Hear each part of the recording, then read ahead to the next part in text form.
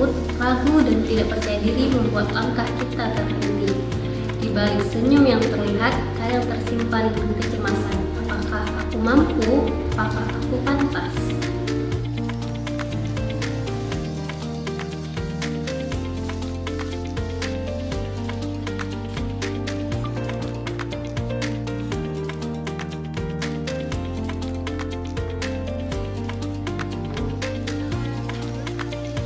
Dah.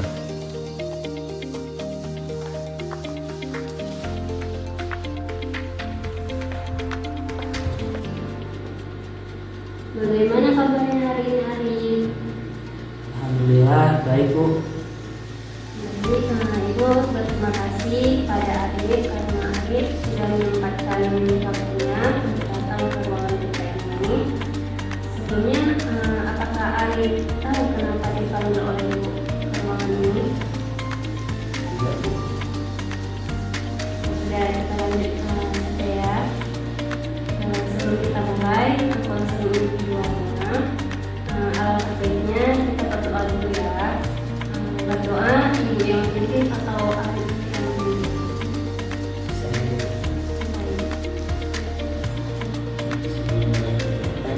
sebelum kita berdoa dimulai.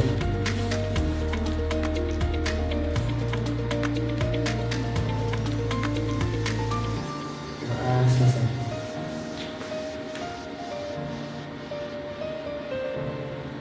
Nah, di sini Ibu akan bertanya dulu pada Arif, apakah ini Arif pertama kali masuk ke ruangan kita? Iya Bu. Tidak apa, dan pedang ya Arif, jangan takut. Nah, sebelum kita mulai melaksanakan konseling individual, Ibu akan menjelaskan apa itu konseling individual.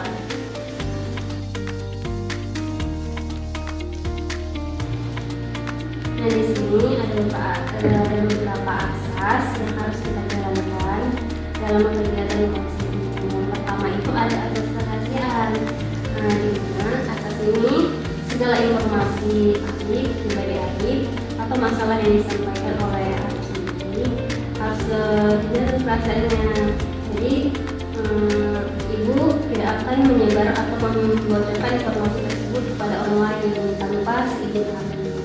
Jadi asas ini itu bertujuan untuk menciptakan rasa aman dan percaya diri kepada klien sehingga mereka berani untuk bercerita.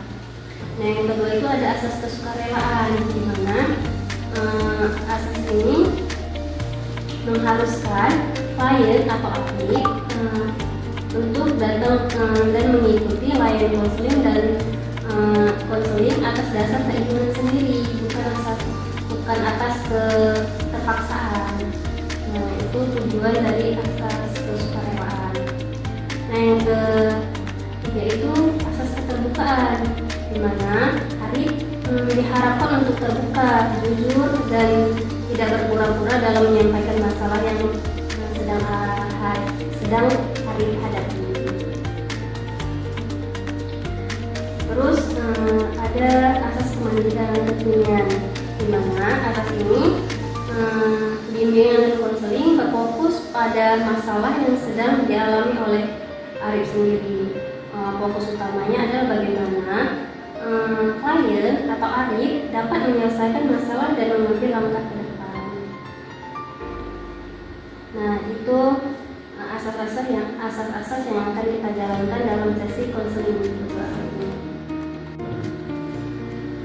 Jadi Ibu ingin Arif tahu bahwa semua yang Arif ceritakan di sini aman dan bersifat rahasia. Ibu di sini untuk mendengarkan tanpa menghakimi. Arif siap untuk mengobrol? Siap. Baik, coba Arif ceritakan hal apa yang membuat Arif merasa tidak nyaman akhir-akhir ini? Nah, kenapa kalau saya ditunjuk sama guru tuh saya merasa malu, saya takut salah. Jadi saya lebih sering diam, bahkan saat saya tahu jawabannya. Apa kamu ingat kapan mulai merasakan ini?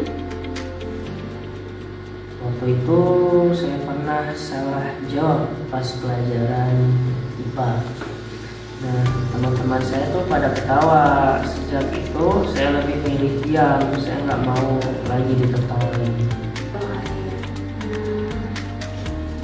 Tahu nggak, Arif, rasa takut salah itu sangat manusiawi.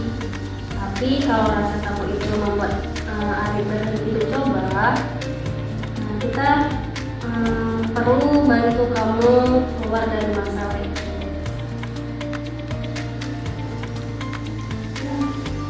Ya Bu, saya juga ingin berani, tapi memang susah. Kalau ibu simpulkan, kamu sebenarnya ingin aktif, tapi rasa takut dan malu menahan Arif untuk menunjukkan kemampuan Arif. Apakah itu sesuai? Iya Bu, betul. Baik, jadi masalah utamanya adalah rasa tidak percaya diri di kelas karena pengalaman negatif sebelumnya ya Arif. Jadi kita akan fokus ke situ ya, supaya kamu bisa menemukan keberanian kamu. Saya mau coba berubah. Coba Arif jawab jujur. Menurut Arif, semua orang di kelas selalu benar. Enggak juga Bu. Nah, berarti salah itu wajar kan? Termasuk kamu dan ibu sendiri. Tapi sayangnya pikiran kamu itu berkata kalau salah pasti ditertawakan. Kita sebut itu pikiran negatif otomatis. Jadi coba kita ubah cara berpikir. Ini bagaimana kalau kita mulai bilang, Arif bilang ke diri Arif sendiri, saya boleh salah karena di sini saya itu belajar. Gimana?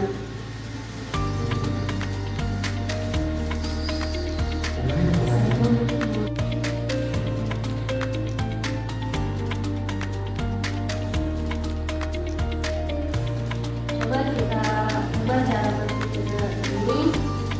Bagaimana kalau Arif mulai bilang ke diri sendiri, saya boleh salah karena dari situ saya belajar. Orang yang aktif lebih cepat maju. Saya tidak harus sempurna, saya harus penuh.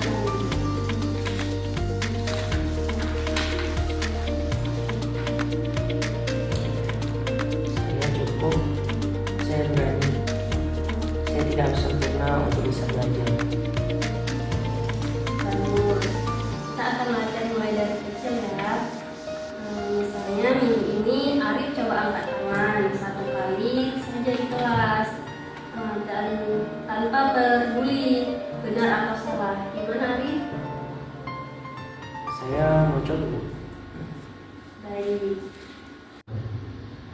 Baik, hari ini kita sudah membicarakan tentang pengalaman Arif merasa tidak percaya diri, penyebabnya, dan mencoba satu langkah kecil untuk membangun rasa percaya diri. Untuk pertemuan berikutnya, kita akan melanjutkan belajar berbicara dengan audiens yang lebih banyak. Bagaimana menurut Arif? Setuju Bu. Nah, ingat ya Arif, rasa percaya diri itu seperti otot, semakin sering kita latih, semakin kuat. Jadi Arif jangan takut salah, karena setiap orang pasti pernah salah. Yang penting kita belajar dari situ. Terima kasih Bu. Rasanya udah agak lega sekarang. Sama-sama Arif. Nah, sebelum pertemuan ini, Ibu akan membagikan kertas afirmasi dulu kepada Arif untuk diisi. Terima kasih Bu. Nah, kertas ini adalah untuk menuliskan pernyataan positif atau keyakinan diri Arif yang bertujuannya untuk memperbaiki